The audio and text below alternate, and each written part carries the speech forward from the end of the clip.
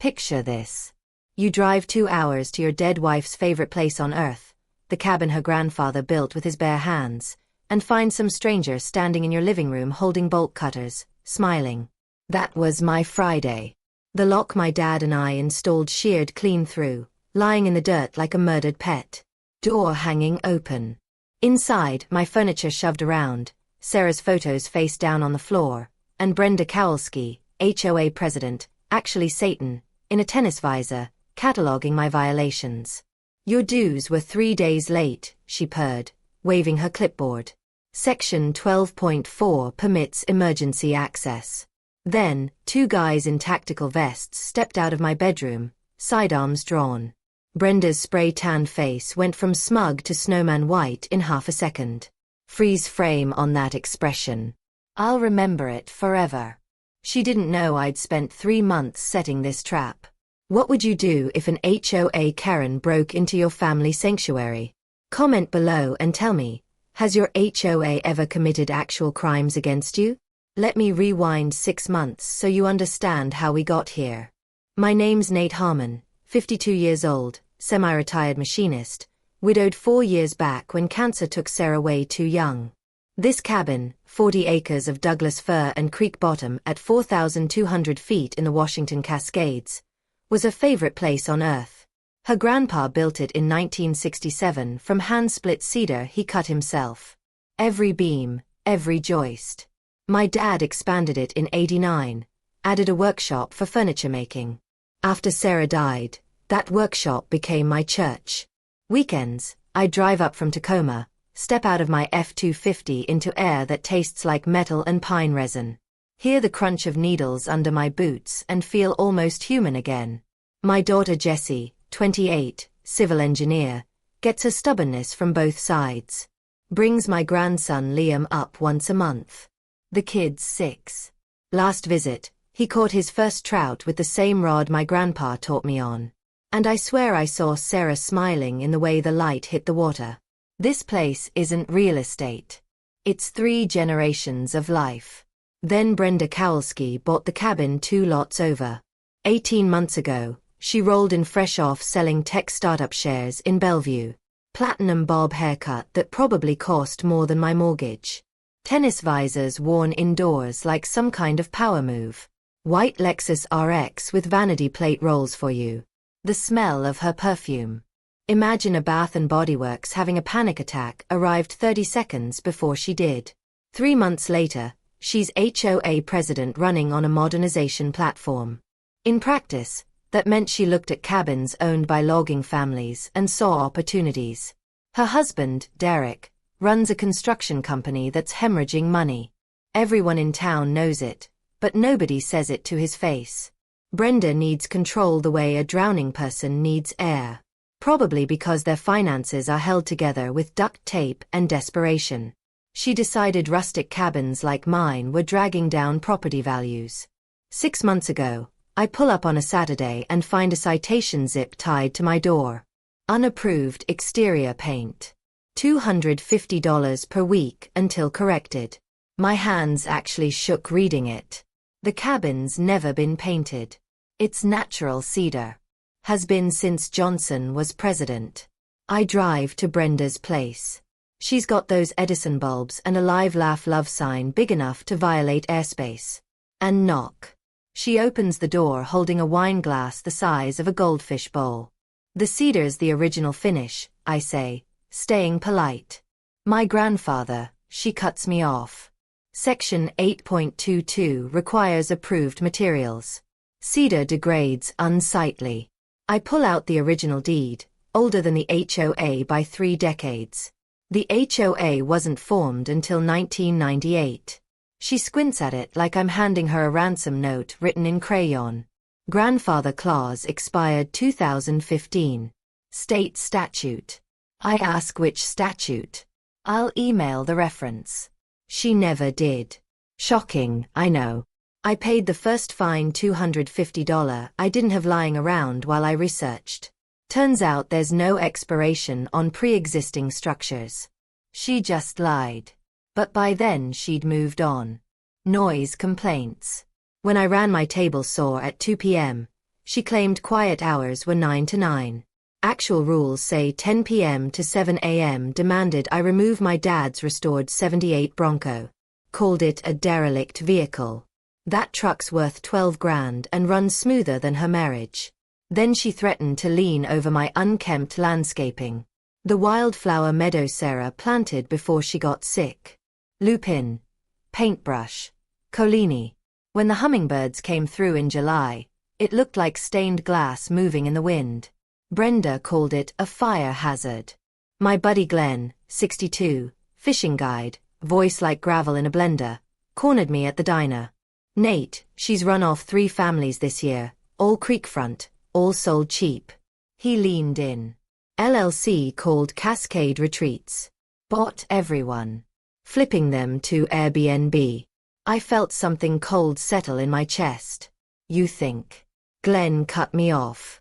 I know she doesn't want you to comply. She wants you gone. That's when I stopped playing defense. 2 weeks after Glenn's warning, I get a certified letter. Not regular mail. Certified. Signature required. Like I'm being served divorce papers. Inside notice of an emergency HOA meeting I was never invited to. They'd voted to require a $15,000 infrastructure assessment on all pre-1, 990 cabins. $15,000 for cabins that had been standing fine for decades while Brenda's crowd was still living in condos and complaining about parking spots. Here's the kicker. Only 4 properties in Pinehurst qualified as pre-1, 990. Mine, Old Ed's Place, Carmen's Cabin, and 1 other. Convenient, right? And the engineering firm chosen to conduct these mandatory inspections owned by Brenda's nephew, a kid who got his license maybe 3 years ago and whose previous experience was inspecting strip mall foundations in Spokane. The letter gave me 30 days to pay or they'd file a lien against my property. A lien on land my family had owned since before these people knew what a mountain looked like. The violation report was a masterpiece of fiction. Foundation settling. Yeah, timber frame cabins settle. That's what they do. It's called physics. Known GFCI outlets in the workshop. The workshop was built in 1989 before that code even existed. Inadequate septic system, which had passed county inspection every single year, including 2 months ago. I had the certificates. Didn't matter. Brenda's nephew had spoken, and apparently his word was law. Now, I called my buddy Rita, 68 years old, retired courthouse clerk who'd spent 4 decades watching lawyers trip over their own procedures, while she quietly ran the whole operation from behind the counter. She had this way of smiling when she found mistakes in legal filings like a cat that just spotted a mouse. She agreed to help for $200 flat. Let me see what I can find, she said. And 2 days later, she called me back laughing so hard she had to catch her breath. Turns out HOA bylaws require 14 days written notice for any special assessment. This meeting happened 6 days after the posted notice. Illegal. The whole vote was void. Here's your takeaway. Always check your HOA's governing documents against their actions. Most board members don't actually read their own rules, and one procedural violation can void everything they did. Rita helped me draft a certified letter back. Cure period invoked. Threatened lawsuit for selective enforcement. Cited the specific bylaw they'd violated. I felt like maybe, just maybe, I had some leverage. Then, Brenda escalated. She scheduled a follow-up inspection for the exact day of my grandson's 6th birthday party. I know she stalked my social media because I'd posted about it. Liam's first big kid party, bouncy castle, the works. I wasn't going to miss it, so Glenn offered to house sit. And I did something else. I installed trail cameras around the property. 4 of them, motion activated, hidden in tree hollows and under eaves. All perfectly legal. My land, my cameras. Brenda showed up anyway with a sheriff's deputy, her brother-in-law, Deputy CR, who I'd seen at her holiday parties in his off hours downing bourbon like it was water. She claimed there'd been an anonymous tip about illegal firearms on the property. Illegal firearms? I don't even own a gun. Glenn met them at the door, stayed calm, Told them they needed a warrant to enter. You could hear the blood rushing in his ears from the camera audio. Brenda started taking pictures through the window with her phone, snapping away like she was documenting a crime scene. But my cameras caught something better. After Glenn refused entry and they left, the footage showed Brenda's nephew returning 90 minutes later alone. He walked around to the back of the cabin carrying a crowbar, started chipping away at the foundation mortar with it, deliberately creating the settling damage his own report had claimed to find. I watched the footage 3 times to make sure I wasn't imagining it. The metallic scrape of the crowbar on stone made my teeth hurt. I filed a police report the next morning, brought the SD card, showed the deputy, not CR, thank God. He took my statement, watched the video, then shook his head. This is a civil matter, Mr. Harmon. You need to talk to a lawyer. Civil matter. The guy was on camera vandalizing my property, and it's a civil matter. But 2 days later, Brenda posted on the HOA Facebook page. Anyway, screenshot of Glenn in my doorway looking annoyed. Caption: trespasser threatening compliance officer during lawful inspection. Owners who harbor dangerous individuals will be held accountable. The post got 47 likes from people I'd never met. Transplants who didn't care, who got crushed as long as their property values went up. That's when I stopped trying to play fair.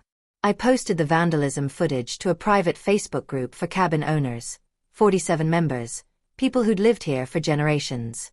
Within 2 hours, 8 of them messaged me with their own Brenda stories. Carmen said Brenda had threatened to call CPS because her kids played too close to the creek. Old Ed said she'd forced him to cut down a 200-year-old oak tree by lying about a utility easement. We were starting to see the pattern. And patterns, in my experience, are how you find the breaking point. A week after I posted that vandalism footage, Brenda's husband, Derek, showed up at my machine shop in town. Middle of a Tuesday afternoon. I'm running a lathe job for a contractor. And this guy walks in wearing a polo shirt with his company logo embroidered on it. Derek Kowalski Construction, the business everyone knew was hemorrhaging money, but nobody mentioned because small-town politeness is a disease. Nate, got a minute? Friendly voice, but his eyes were cataloging everything. My equipment, my client's parts on the workbench, the stack of invoices by the register, looking for weak spots. I shut down the lathe, and the sudden silence felt heavy, like right before a thunderstorm breaks. Sure. Derek. What can I do for you? He leaned against my tool chest, too casual, trying to project confidence he clearly didn't have. Look, things have gotten tense with the HOA situation. Brenda can be passionate about community standards, but I'm a reasonable guy. Businessman to businessman. He pulled out his phone, showed me a number. 180 for your property. Cash deal. I handle all the HOA liens. You walk away clean. Everybody wins. $180,000. My cabin was worth at least $300K, probably $350 with the creek frontage. He was lowballing me by 40% and acting like he just offered me a kidney. I stared at him long enough that he shifted his weight. That's generous, Derek, but I'm not selling. His smile stayed plastic, but his eyes went cold like someone had flipped a switch behind them. Hate to see things get more complicated for you. Code enforcement starts poking around business permits. You know how it gets. Real tangled real fast when inspectors start asking questions. There it was. He wasn't just threatening my cabin anymore. He was threatening my livelihood. The shop that kept my bills paid and my mind occupied during the years after Sarah died. I kept my voice level. My permits are current. Been inspected 6 times in 5 years. Passed every time. He pushed off the tool chest, headed for the door, then turned back. Offers good for 2 weeks. After that, market changes. You know how it is. The smell of his cologne, something that probably cost more than his truck payment, lingered in the shop like a bad omen.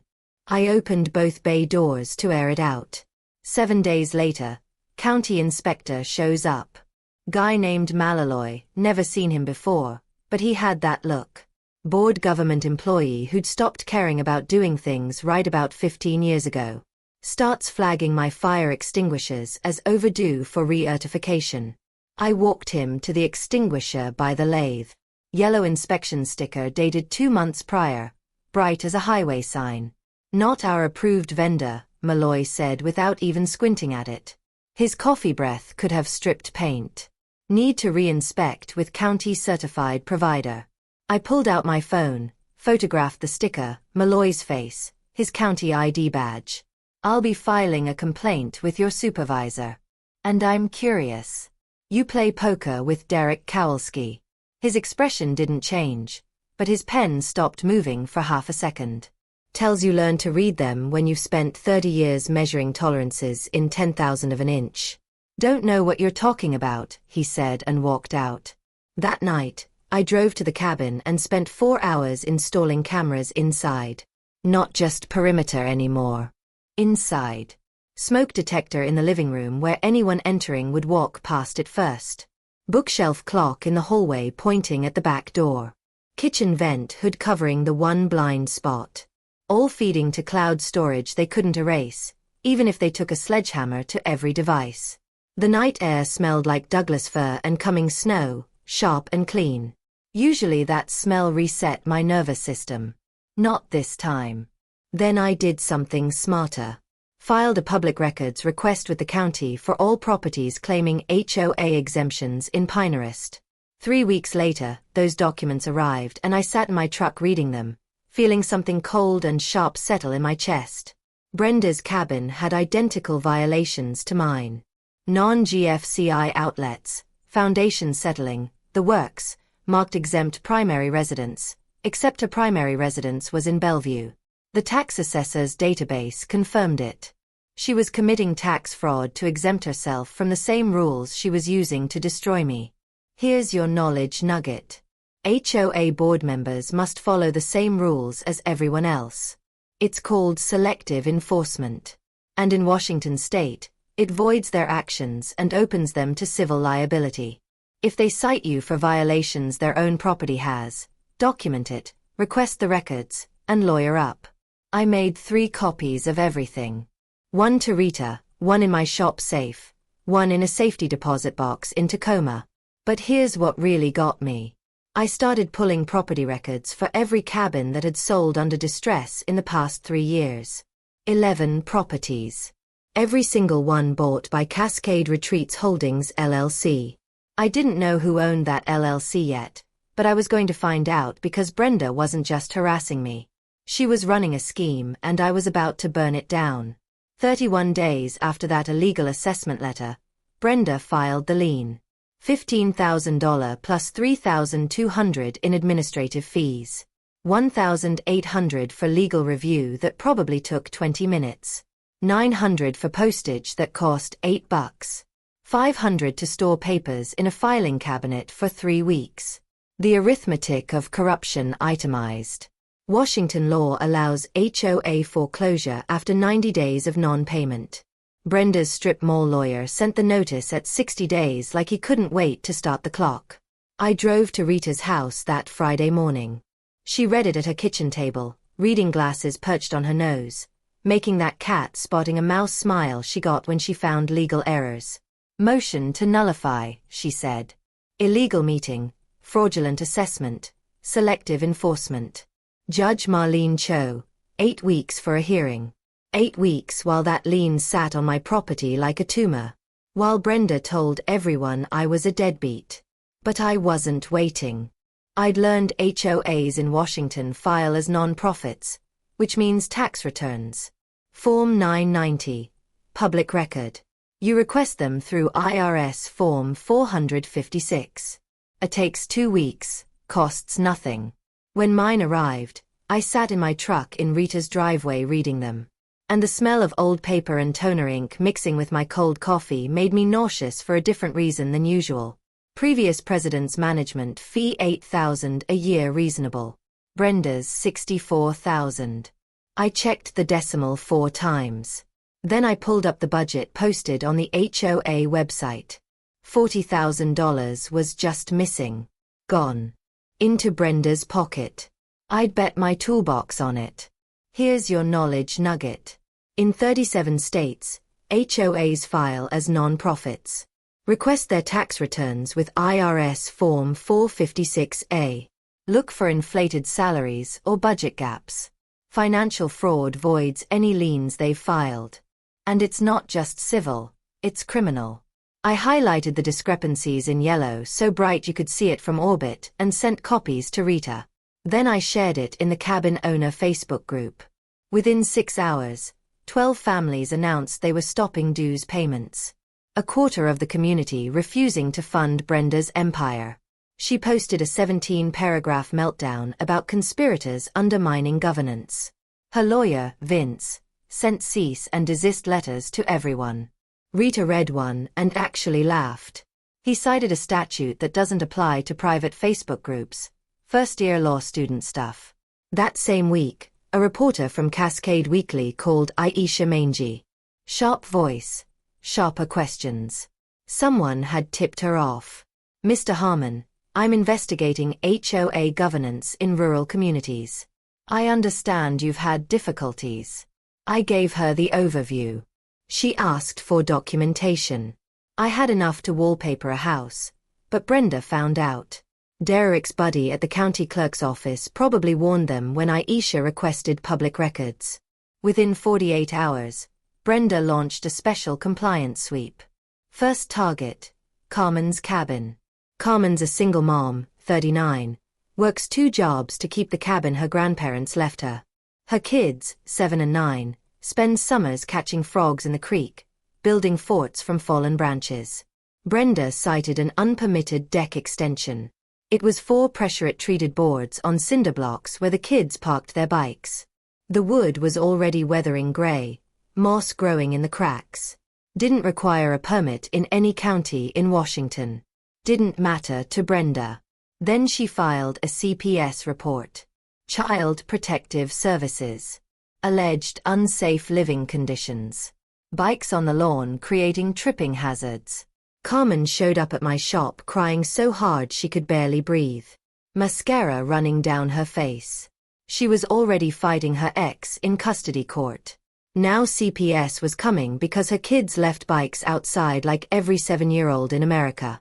I can't fight her and my ex, Carmen said, her voice cracking.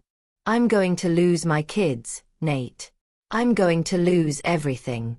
The smell of her fierce sweat mixed with my shop's cutting oil made something snap in my chest. I remembered Sarah telling me once, dealing with a nightmare client, sometimes you can't just defend. Sometimes you have to attack. I'd been defending for 6 months, documenting, filing motions, being reasonable, while Brenda ignored every rule. I was done. Rita had the fraud evidence. Aisha had the story angle. I had cameras and public records. It was time to stop reacting and start hunting. That night, I made a list. Brenda's vulnerabilities, her husband's connections, every person she'd threatened. Then I called Sheriff Roy Blandon.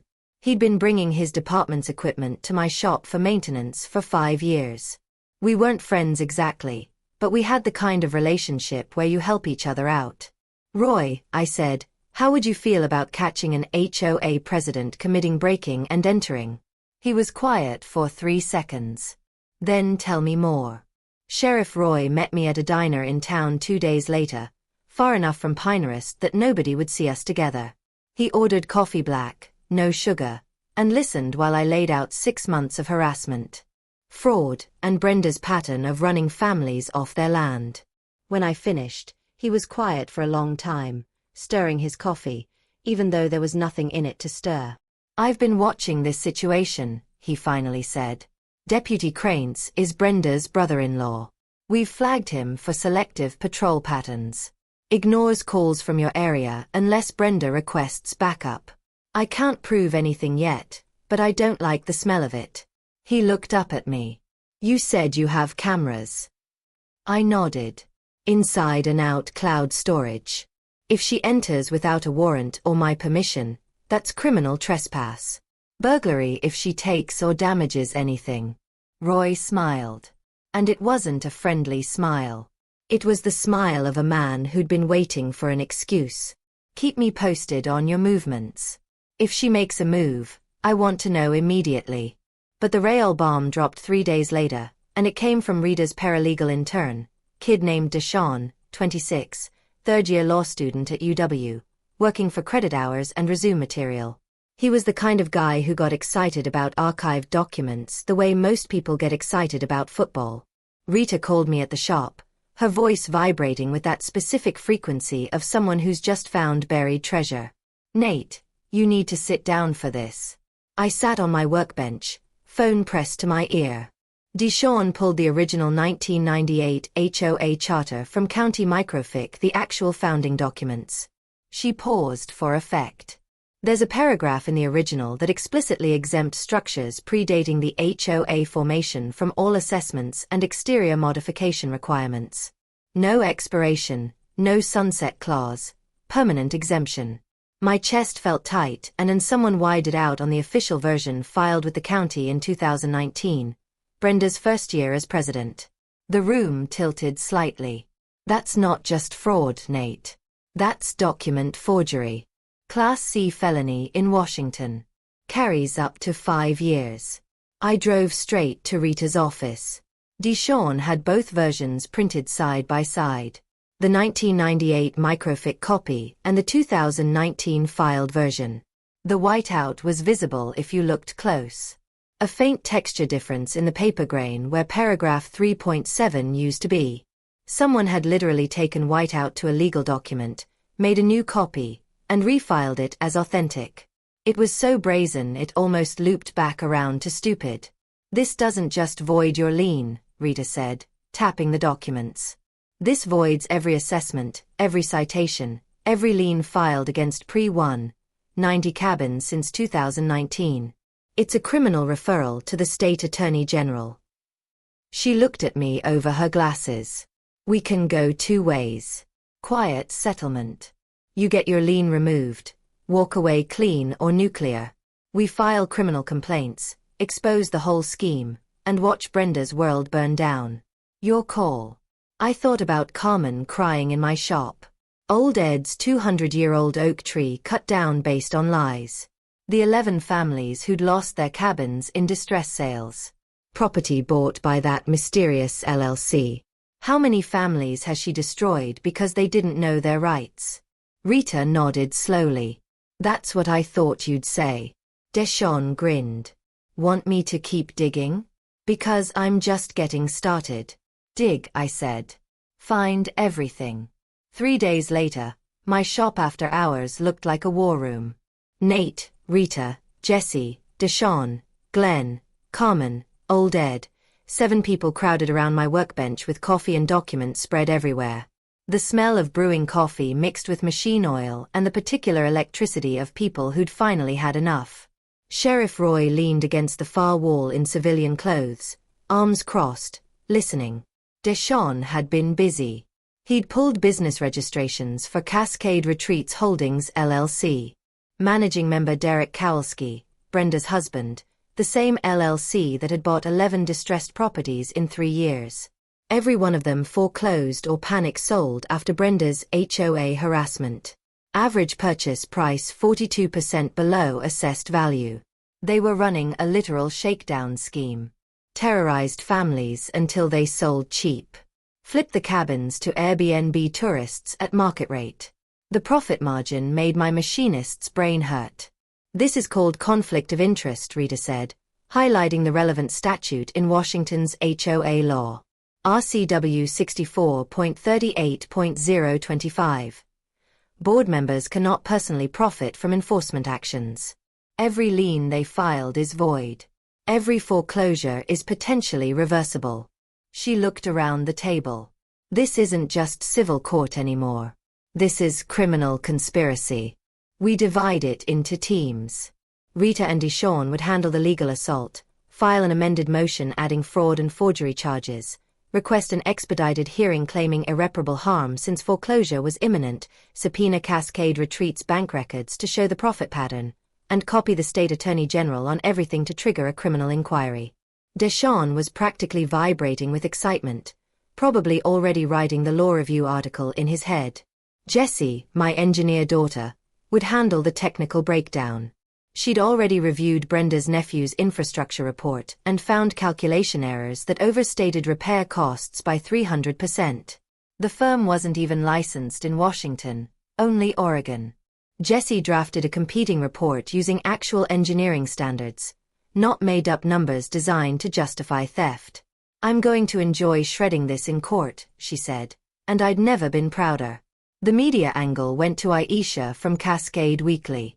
She'd been digging parallel to us and had interviews lined up with 5 affected families. Human interest, Carmen's kids, old Ed's heritage tree, my late wife's garden, photos of the forged charter documents side by side. She wanted to publish 3 days before the court hearing to create public pressure on both the judge and the district attorney. Maximum impact. Then there was the trap. Sheriff Roy's idea, and it was beautiful in its simplicity. If Brenda's breaking into properties to manufacture violations, that's criminal trespass at minimum. Burglary if she damages or takes anything. That moves this out of civil court into my jurisdiction. He looked at me. "You said she stalks social media." I nodded. She knew about Liam's birthday because I posted about it. "So post that you're going out of town. Make it public. If she takes the bait and enters without permission, we respond." He paused. "I've got a tactical team that needs training scenarios. They could be in the area conducting exercises." The room went quiet as everyone processed what he was suggesting. Glenn started grinning. The financial prong was Jessie's other stroke of genius. Every HOA carries errors and emissions insurance to cover board member mistakes, but insurance doesn't cover intentional criminal acts. If we proved Brenda's fraud, the insurance company would deny coverage and potentially sue her personally to recoup any settlements they'd already paid. Insurance companies hate fraud, Jessie explained. It triggers mandatory audits. I'll draft a letter to their carrier summarizing the allegations. They'll open an investigation independent of anything we do. Let me give you some knowledge here because this could save your house someday. First, expedited hearings exist when waiting would cause serious irreparable harm, like losing your property to foreclosure. You file a motion explaining the emergency and the judge can bump you up the schedule. Second, subpoenas aren't just for trials.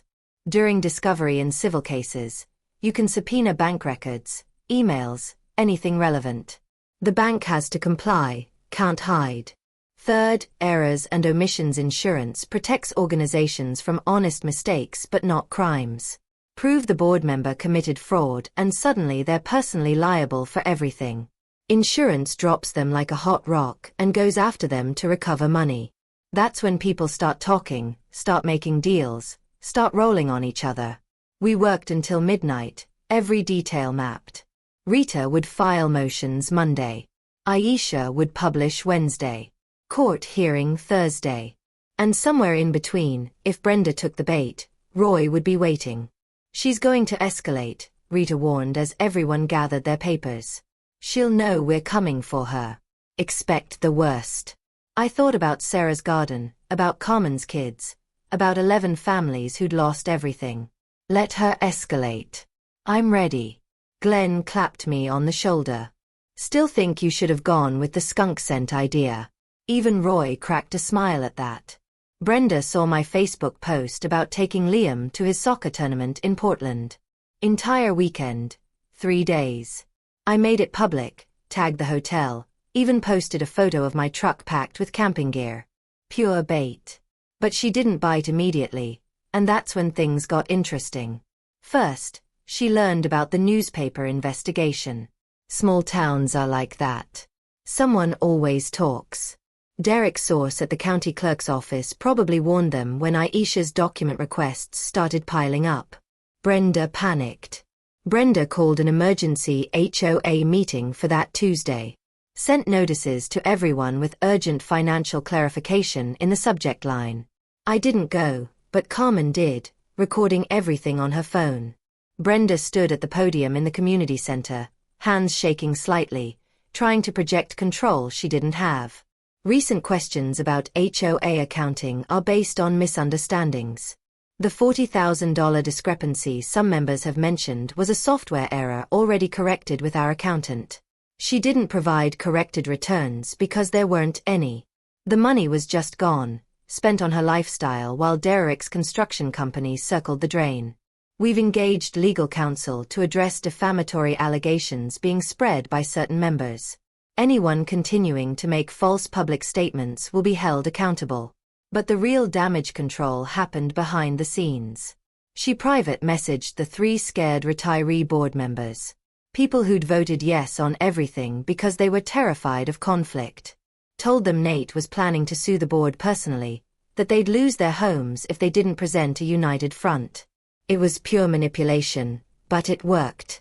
Within 24 hours, the HOA's lawyer Vince sent me a cease and desist, threatening a $50,000 defamation suit if I continued making false public statements about HOA finances.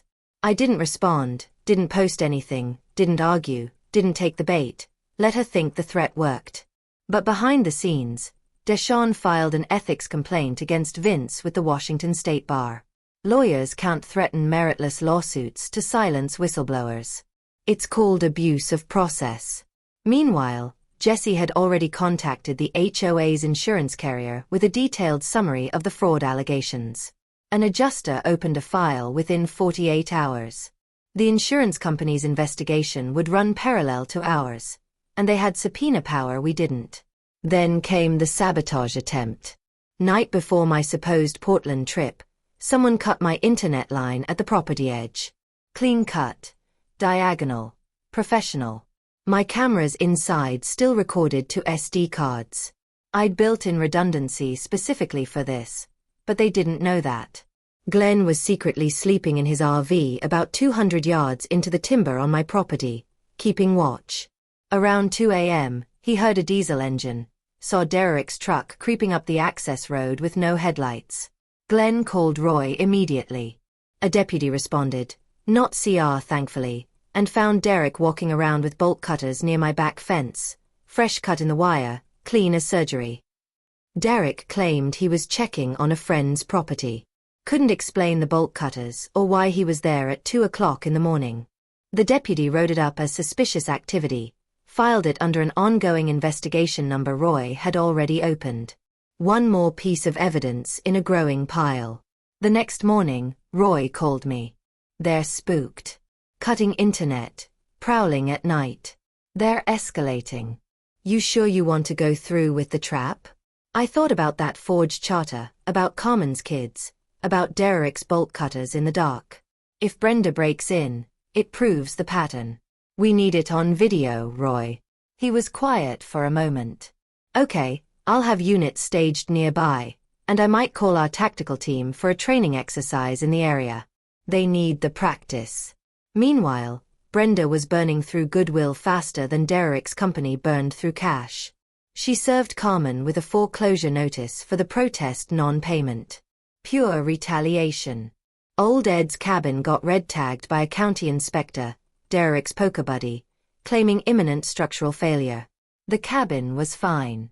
Ed had owned it for 43 years, and it had survived earthquakes that knocked down newer construction. 3 more families caved under the pressure, paid their assessments just to make it stop. But the families who stayed, we were getting angrier and more organized. And Brenda still didn't understand what was coming. She thought we were annoying gnats. She could swat away with lawyers and threats and middle-of-the-night intimidation. She didn't realize we'd stopped being victims the moment we started documenting everything. She'd built her little empire on fear and lies, and we were about to kick the supports out from under it. I texted Glenn, I'm posting the trip departure now. Let's see if she bites.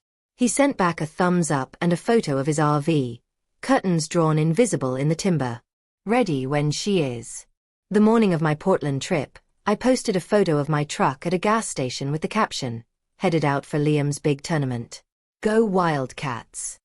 Tagged the location, timestamp, everything.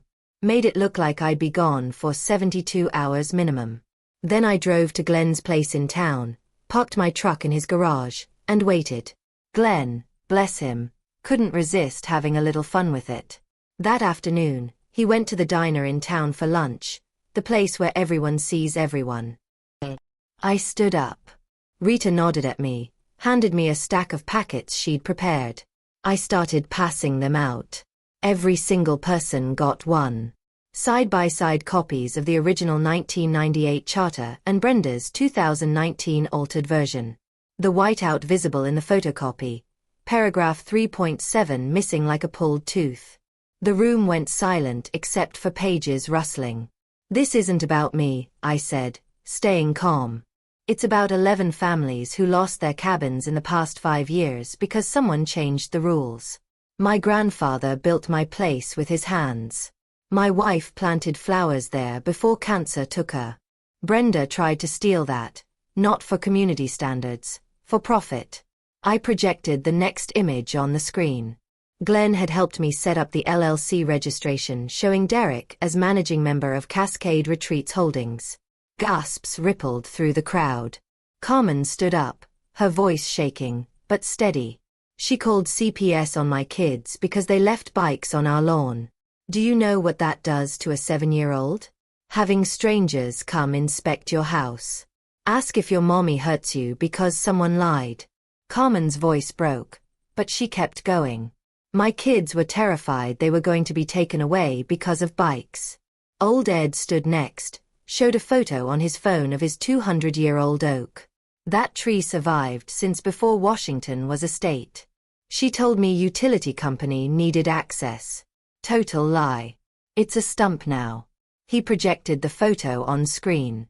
The massive stump, growth rings visible, surrounded by sawdust.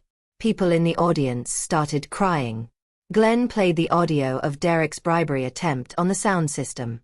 Derek's voice. 5 grand. Cash. Forget what you saw. Then Glenn's response. How about 20? I'm not a cheap date. Nervous laughter broke the tension for a moment, but the implications settled heavy. Jesse stood up. Engineer to the end.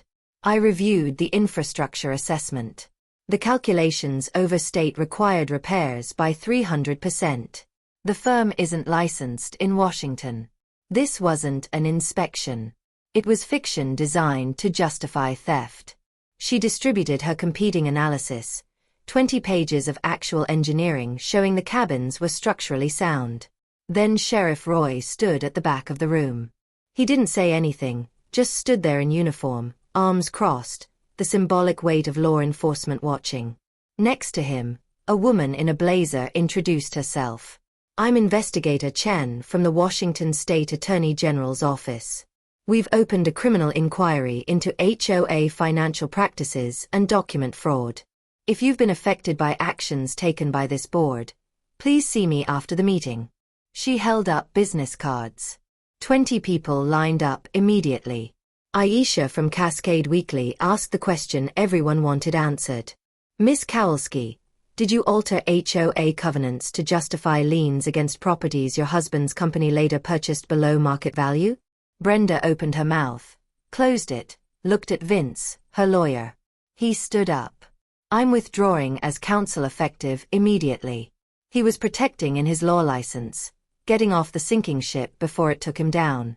Brenda broke right there in front of 90 witnesses and 2 TV cameras. You don't understand the pressure, the expenses. Derek's business was failing. We were going to lose everything. I was just trying to save us. It was a confession on camera. The TV crews were getting every word. Someone called for a vote. Remove Brenda as president. Unanimous. Void all placed 2019 to present pending legal review. Unanimous. Hire independent auditor. Unanimous. Rescinded all special assessments. Unanimous. Applause broke out like thunder. Brenda gathered her papers, walked through the silent crowd toward the exit.